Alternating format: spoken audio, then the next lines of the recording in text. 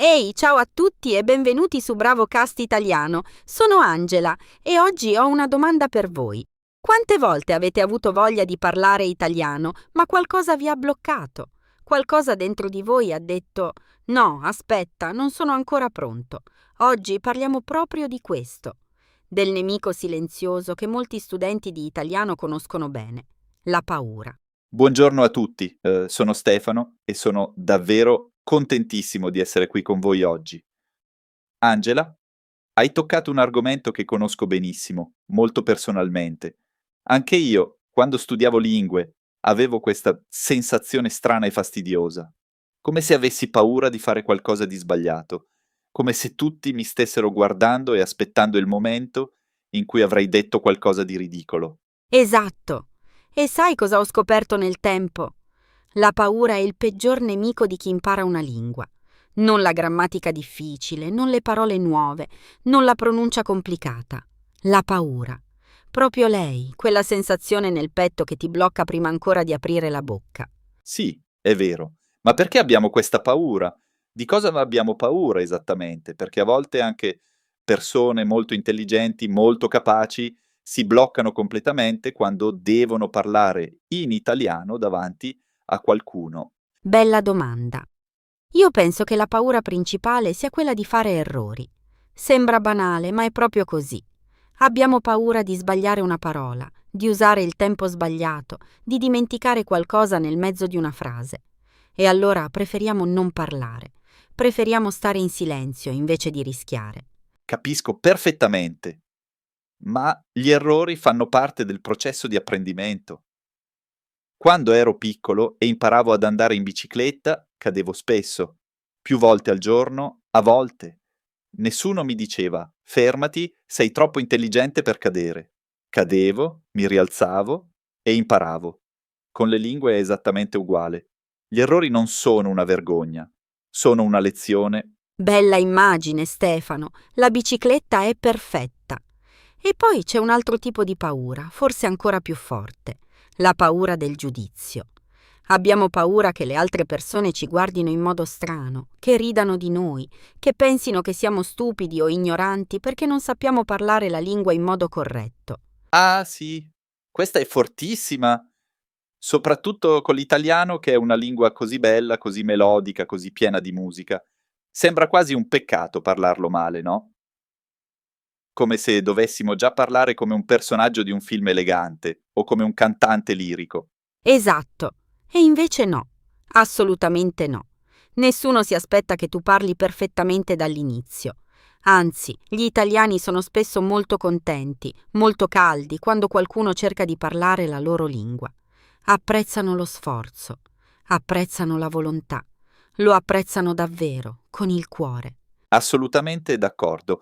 Io ho incontrato molte persone straniere che parlavano italiano con un accento straniero evidente, con qualche errore grammaticale, ma comunicavano benissimo. E le persone italiane intorno erano felici di parlare con loro, erano curiose, erano sorrise, la comunicazione funzionava alla perfezione. E questo è il punto chiave, vero? La comunicazione. L'obiettivo di imparare una lingua non è essere perfetti come un dizionario. L'obiettivo è capire e farsi capire. E per fare questo dobbiamo superare quella paura e iniziare a parlare, anche se non siamo sicuri, anche se tremiamo un po'. Ma come si supera questa paura concretamente? Non è semplice dire dai, non aver paura. Bisogna fare qualcosa di concreto, di pratico. Hai qualche consiglio utile, Angela? Qualcosa che possa aiutare le persone a sentirsi più sicure? Certo, assolutamente. Il primo consiglio che mi sento di dare è questo: inizia in piccolo. Non cercare di fare subito una conversazione lunghissima su argomenti complicati. Inizia con frasi semplicissime. Ordina un caffè in italiano, saluta qualcuno per strada, chiedi dov'è il bagno o la stazione, ringrazia qualcuno. Piccoli, piccoli passi. Mi piace moltissimo questo approccio. I piccoli successi danno fiducia e la fiducia riduce la paura. È un cerchio virtuoso meraviglioso. Più parliamo, più ci sentiamo capaci e più ci sentiamo capaci, meno abbiamo paura. È come un motore che si scalda pian piano. Esattamente. E poi c'è un altro consiglio importante. Trovati un ambiente sicuro per praticare, un posto dove puoi sbagliare senza problemi, senza vergogna, senza conseguenze. Un amico che parla italiano, un gruppo di studio online, un podcast come questo, un'app per praticare le conversazioni. Un posto dove gli errori non solo sono accettati, ma sono benvenuti. Ottimo punto. Anche ascoltare molto aiuta tantissimo, più di quanto si pensi. Quando ascolti l'italiano regolarmente, il cervello si abitua ai suoni, alle strutture delle frasi, al ritmo naturale della lingua, e quando poi parli, le parole vengono fuori più facilmente, più naturalmente, meno sforzo consapevole, meno paura. Vero. E sai cosa mi ha aiutato molto personalmente nel mio percorso con le lingue? Imparare a ridere dei miei errori. Quando sbaglio qualcosa, invece di vergognarmi o di voler sparire, rido e chiedo come si dice in modo corretto. Questo cambia completamente l'atmosfera della conversazione. Diventa un gioco, non uno stress, un'avventura, non un esame. Fantastico consiglio, ridere degli errori è una cosa potentissima. Trasforma qualcosa che sembra negativo in qualcosa di positivo e persino divertente, e le persone intorno a te si rilassano immediatamente anche loro. Tutta la situazione diventa più leggera, più umana, più bella. Esatto! E voglio dire una cosa importante a chi ci ascolta oggi. Se avete paura di parlare italiano, sappiate che non siete soli. Questa sensazione è normalissima. La provano tutti, assolutamente tutti, dai principianti assoluti ai livelli più avanzati. Anche le persone che parlano bene, a volte, hanno ancora quella piccola vocina che dice «Attento, attento, potresti sbagliare, potresti sembrare ridicolo». Sì, quella vocina esiste per tutti, ma la differenza è che le persone che parlano bene hanno imparato a non ascoltarla troppo. Non la eliminano completamente, sarebbe impossibile, ma non la lasciano prendere il controllo della situazione, continuano a parlare lo stesso, con quella vocina sullo sfondo. Bellissima distinzione, Stefano. E qui voglio fare una domanda a voi che ci ascoltate oggi. Qual è la vostra paura più grande quando parlate o cercate di parlare italiano? Scriveteci nei commenti qui sotto. Siamo davvero curiosi di sapere e magari nel prossimo episodio possiamo parlare proprio delle vostre risposte. Sì, fatecelo sapere. Ogni esperienza è diversa e ogni risposta è interessante. C'è chi ha paura della pronuncia, chi ha paura della grammatica, chi ha paura di non ricordare le parole giuste nel momento più importante. Tutto è valido, tutto è utile, tutto è bello da condividere con questa comunità. E poi voglio aggiungere qualcosa che mi sembra importante. La paura in piccole dosi non è sempre completamente negativa. Può essere un segnale che ci teniamo, che vogliamo fare le cose bene, che rispettiamo la lingua e le persone con cui parliamo.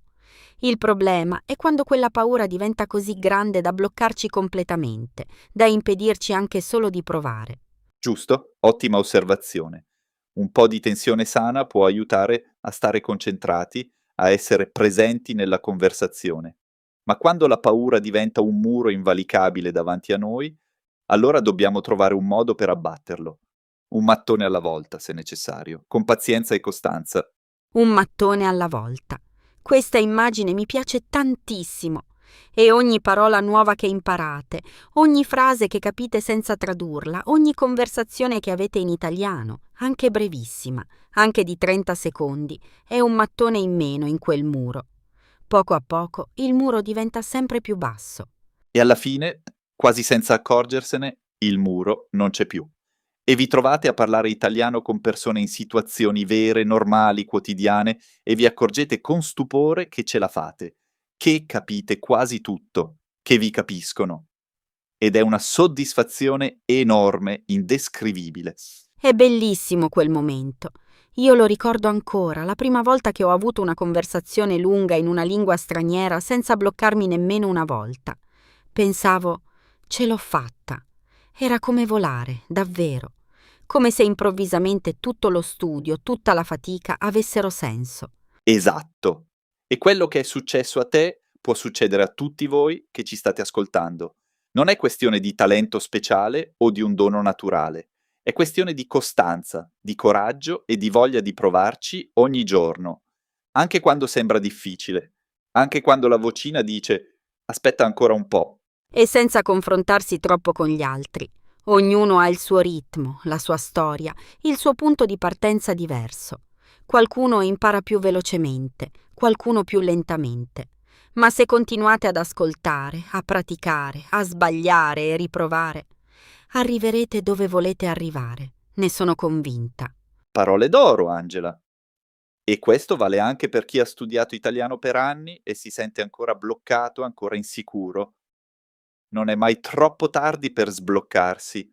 A volte basta un piccolo cambiamento nel modo in cui guardiamo gli errori. E tutto si apre come una porta che aspettava solo di essere spinta. Assolutamente. L'errore non è il contrario del successo. L'errore è parte del successo. Ogni errore che fai ti avvicina di più alla fluidità. È un passo avanti, non indietro. È un segnale che stai cercando, che stai esplorando, che stai crescendo.